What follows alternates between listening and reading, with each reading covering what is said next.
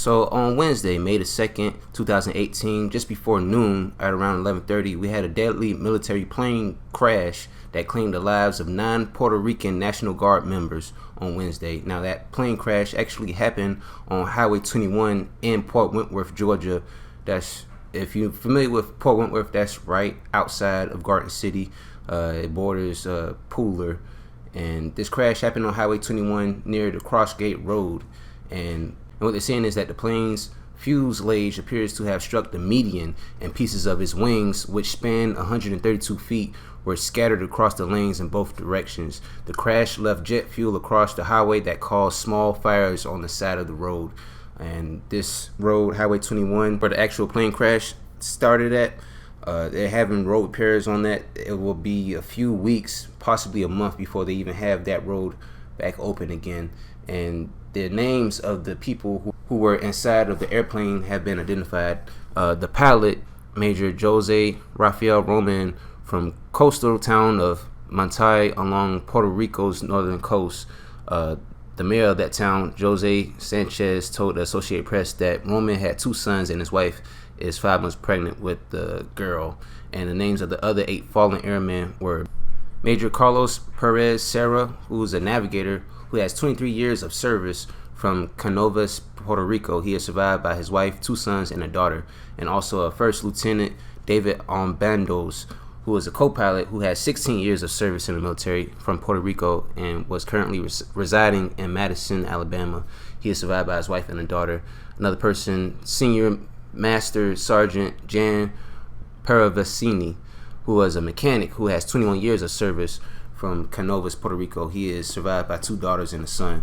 Master Sgt. Jean Audriffred, who has 16 years of service from Carolina, Puerto Rico. He is survived by his wife and 2 sons. Master Sgt. Mario Braña, who is a flight engineer who has 17 years of service from Bayamón, Puerto Rico. He is survived by his mother and daughter. Master Sgt. Victor Colon, 22 years of service from Santa Isabel, Puerto Rico. He is survived by his wife and 2 daughters. Master Sgt. Eric Serkins, who is a loadmaster who has 31 years of service from Rio Grande, Puerto Rico. He is survived by his wife, 2 daughters, 2 stepdaughters and son. And also Senior Airman Roberto Espada, who has 3 years of service from Salinas, Puerto Rico. He is survived by his grandmother. And the actual airplane that they were on was called a C-130 Hercules. It's a cargo plane. Now that cargo plane was from the Puerto Rico Air National Guard that came from out of their air base. And, like I said, it crashed shortly after takeoff around 11:30 a.m. while they were performing a training mission. The Federal Aviation Administration says that the plane was at the Savannah Hilton Head International Airport for routine maintenance just before heading out to the Davis Monthan Air Force Base in Tucson, Arizona. The military officials say that the C-130 was manufactured in the late 70s, because in the early reports that they said that this airplane was older than what the first report said. So, and also about this, when this crash happened, you had multiple agencies responding to this. You had Effingham County Police, Savannah Police, Chatham County Police, GBI, FBI, pretty much every type of governmental agency that was in the lower coast pretty much came here and surveyed the scene. There still has to be more that has to be investigated in this, as far as more details, like what actually caused the plane to go down. But it's such a tragic situation. People who join the military, who they risk their lives, and you never know when they come back home or not. In this case, 9 people will never make it back home.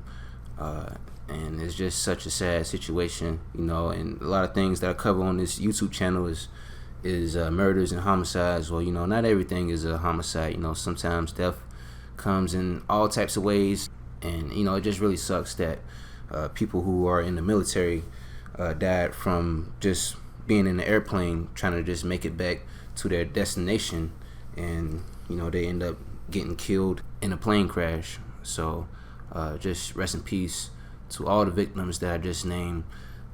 And if you have to go that direction, like if you live in Rankin and you have to go to, if you usually take Highway 21, I would say just take 95 until you get to the Port Wentworth exit. That's the way that I would take, but still expect a lot of delays just going in that area because, like I said, Highway 21 at that location is blocked off. It's going to be blocked off for weeks, possibly a month. But just very sad situation. You risk your life for your country and you end up dying from a plane crash. I'll never take for granted the people who lived, fought, and died for this country. I'll never take that for granted at all.